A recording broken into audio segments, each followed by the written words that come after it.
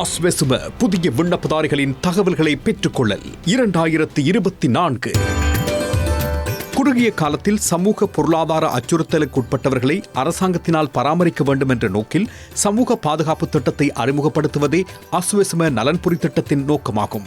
அஸ்வெசும திட்டத்திற்காக இவ்வாண்டு 4,55,000 விண்ணப்பங்கள் கிடைத்துள்ளன.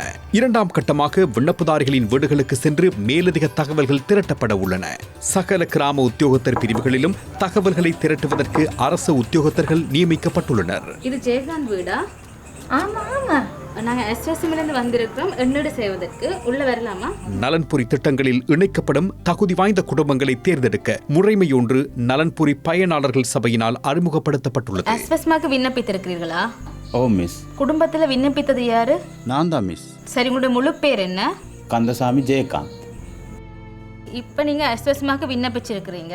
ஆகையால் உங்களோட தரவுகளை நாங்கள் சேமிக்க வேண்டும். நாங்கள் ஒரு மொபைல் ஆப் யூஸ் பண்ணிக்கொள்கிறோம். நீங்கள் தான் விண்ணப்பிச்சிங்களான்னு பார்க்குறதுக்கு உங்களோட தேசிய அடையாள அட்டையை பார்க்க முடியுமா? ஓ மிஸ், பார்க்கலாம். குடும்ப உறுப்பினர்களின் கல்வி மட்டம், சுகாதார நிலை, குடும்ப வருமானம், செலவினம், குடும்பத்தின் சொத்துக்கள், வாழும் வீடுகளின் நிலை, குடும்பத்தவர்களின் எண்ணிக்கை, தாய் அல்லது தந்தை மாத்திரம் உள்ள குடும்பங்களின் தரவுகள் திரட்டப்படும். உங்களுக்கு நீண்டகால நோய் அல்லது அங்கவீன குறைபாடு எதுவும் இருக்கின்றதா? ஆமா மிஸ். அப்படி என்று சொன்னால் அதுக்கு நீங்கள் மருந்து எடுக்கிறீங்களா? ஓம், எடுக்கிறேண்ணா. உங்கள்கிட்ட மருத்துவ அறிக்கை எதுவும் இருக்கின்றதா? ஓ, இருக்கு மிஸ்.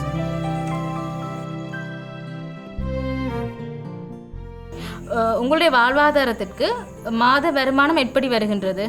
நான் முன்ன வேலை செஞ்சேனா மிஸ். இப்போ இந்த பிரச்சனைனால இப்போ நான் வேலைக்கு போகிறதில்ல. அதனால எந்த வருமானமும் இப்போ இல்லை. இது கூட சொந்த வீடா? எந்த சொந்த வீடு இல்லை மிஸ். இது அம்மாட பேரில் தான் இருக்குது.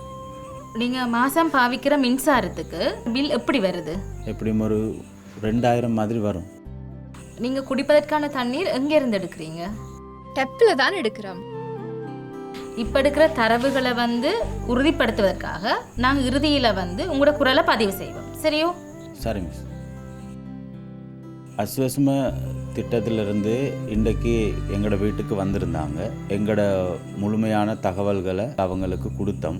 தகவல் சேகரிக்கிறது சரியான முறையிலையும் நல்ல முறையிலையும் முடிஞ்சது. குடும்பத்தின் தகவல்களை உறுதிப்படுத்திக் கொள்ள குடும்ப உறுப்பினர்களின் தேசிய அடையாள அட்டை, காணி உறுதிப்பத்திரம், 2 மாத மின்பட்டியல் மற்றும் மருத்துவ பதிவேடு ஆகியவற்றை முன்வைக்க தயார் நிலையில் இருக்க வேண்டும். இந்த QR கோட்டை பத்திரம் வச்சுக்கொள்ளுங்க.